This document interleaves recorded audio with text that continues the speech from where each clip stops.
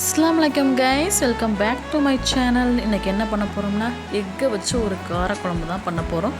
சூப்பர்பான டேஸ்டியான காரக்குழம்பு. இது பருப்பு சாதம், நெய் சாதம், ஒயிட் ரைஸ் எல்லாருக்குமே சூப்பர்பாக இருக்கும். வாங்க இது எப்படி பண்ணலான்றதை பார்க்கலாம். ஃபர்ஸ்ட் இதுக்கு தேவையான இன்க்ரீடியன்ட்ஸ்: சின்ன வெங்காயம், தக்காளி, வெள்ளைப்பூடு, 4 பச்சை மிளகாய், தாளிப்புக்கு வெந்தயம், சோம்பு, கத்திரிக்காய் கட் பண்ணி வச்சுக்கோங்க.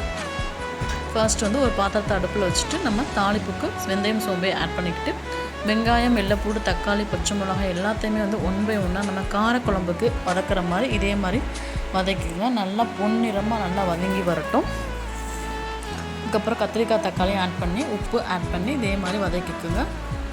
அப்புறம் 1 டீஸ்பூன் அளவு மிளகாய் தூள் இதில் ஆட் பண்ணிக்கோங்க. எண்ணெயில் ஆட் பண்ணால் நல்லா கலர்ஃபுல்லாக இருக்கும். புளிக்கரைசல் இது மாதிரி காரக்குழம்புக்கு ஏற்ற மாதிரி கரைச்சிக்கோங்க. அதில் வந்து மிளகாய்த்தூள், மல்லித்தூள் ஆட் பண்ணி இதே மாதிரி ஊற்றிடுங்க. அப்புறம் கொதி வந்ததும் நம்ம தேங்காய், ஒரு மூடி அளவு தேங்காய் அரைச்சி ஊற்றிக்கோங்க. அதுக்கப்புறம் வந்து இதே மாதிரி சூப்பராக பார்க்குறதுக்கே எவ்வளோ அழகாக கலர்ஃபுல்லாக இருக்குதாங்க. அவ்வளோ டேஸ்ட்டாகவும் இருக்கும். இது வரைக்கும் யாருமே இது மாதிரி பண்ணி சாப்பிட்ருக்க மாட்டேங்கிங்க.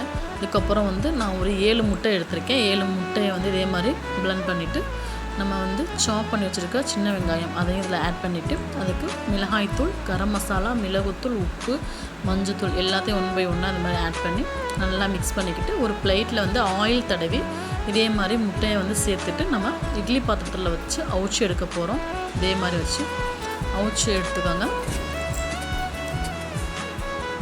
பாருங்கள், இதே மாதிரி வெந்துடும். 10 நிமிஷத்தில் வெந்துடும். நம்ம கரண்டி வச்சு விட்டு பார்த்தோம்னா முட்டை ஒட்டாமல் வரும். இதே மாதிரி கேக் மாதிரி கட் பண்ணி நம்ம குழம்புல ஆட் பண்ணிக்கிறணும்.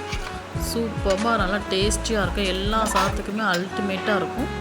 இதை வந்து இன்னொரு விதமாகவும் நம்ம செய்யலாம். இன்னொரு மெத்தடில் எப்படி பண்ணலாம், இதே முட்டை மிக்சர் வந்து நம்ம பனியார சட்டி வச்சு இதே மாதிரி ஊற்றி எடுத்து இதையும் வந்து நம்ம குழம்போடு ஆட் பண்ணிக்கலாம். நல்லா வித்தியாசமாக அழகாக இருக்கும். பார்க்குறதுக்கு பனியாரம் மாதிரியே இருக்கும். ஆனால் வந்து எக்கு கறி இது அவ்வளோ டேஸ்ட்டாக இருக்கும். சும்மா சின்ன குழந்தைங்களுக்கெல்லாம் இந்த வெறும் இந்த முட்டையவே வந்து நம்ம ஊட்டினோம்னா உரப்பு இல்லாமல் நல்லா சாப்பிட்டுக்குவாங்க. அவ்வளோ ருசியாக இருக்கும். ஓகே கைஸ், இந்த வீடியோ பிடிச்சிருந்தா லைக் பண்ணுங்கள், ஷேர் பண்ணுங்கள், கமெண்ட் பண்ணுங்கள், முக்கியமாக பெல் ஐக்கான் கிளிக் பண்ணுங்கள். அஸ்ஸலாமு அலைக்கும், ஃபி அமானில்லா.